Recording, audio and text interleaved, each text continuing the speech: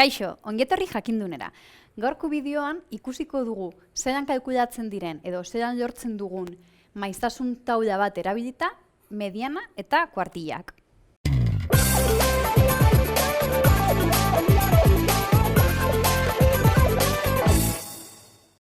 Bale, zer behar dugu edo zer izan behar dugu gure maiztasun taulan mediana eta kuartillak posizio parametroak kalkulatu ahal izateko. Alde batetik, kalkulatuta izan behar dugu maiztasun erlatibo metatua, bai? Eta, asko hobeto, maiztasun erlatibo metatua ehunekotan kalkulatuta badaukagu, bai? Zer beste gauza behar dugu? Kuartillan eta medianaren definizioa, bai? Q bat lehenengo kuartilla, badakizue balio honen azpitik gure balio guztien, gure datu guztien 125 aurkituko dugula, bigarren kuartilla edo mediana, eta balio honen azpitik aurkituko dugula gure datu guztien 150, eta Q3, hirugarren kuartilla, datu honen azpitik aurkitzen ditugu gure datu guztien 175. Bai? Orduan, hau jakinda definizioak ezagututa, egin behar dugun gauza bakarra da, maiztasun erlatibo metatuen zutabera jo, bai, ehunekotan ja kalkulatuta dagoena, eta definizioak kontuan izan da, lehenengo kuartillaren balioa zein den ikusteko, egin behar dugun bakarra, da 125 bilatu, bai, non dago. Orduan, gertuen dagoena izango litzateke 3, bai, balioa 3, baina horretan gelditzen gara motz, bai, 122,5. Beraz, joan behar gara urrengo baliora, bai?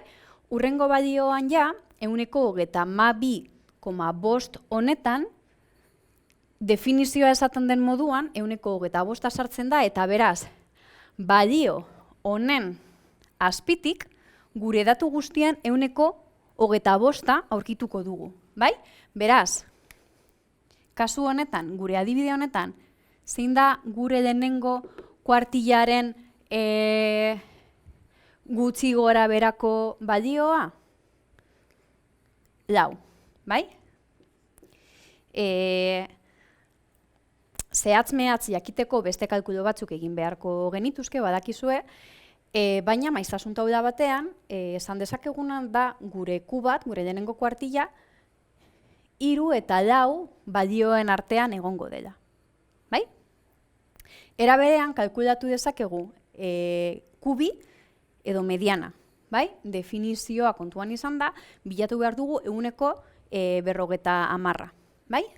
Beraz, begiratzen dugu maiztasun erlatibo metatuen zutabe honetan, eta aurkitzen dugu zehatz-mehatz 150. Bai? Orduan, balio hau 5 izango da gure bigarren kuartilla. Bigarren kuartilla 5. Edo, bigarren kuartilla, edo badakizue, normalean, bigarren kuartilla baino mediana erabiliko dugula. Bai? Eta azkenik, zein izango da gure hirugarren kuartilla? Definizioz, hirugarren kuartillak uzten du bere azpian datu guztian 175. Beraz, bilatuko dugun izango da 175. Aurrekoan bezala, lehenengo kuartillarekin gertatu zegoen bezala, 175 zehatz-mehatz ez dugu aurkitzen.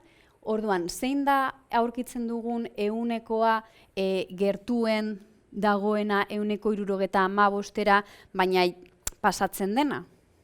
85 hau, ezta? 185. Orduan, aurtuko dugu 8 balioa hirugarren kuartil moduan. Zehatz-mehatz zer esan dezakegu, edo zehatzagoak izateko zer esan dezakegu, hirugarren kuartilla egongo litzateke 7 eta 8 balioen artean. Bai? Gogoratu, bai YouTubeen, bai gure web orrialdean jarraitu jakindun.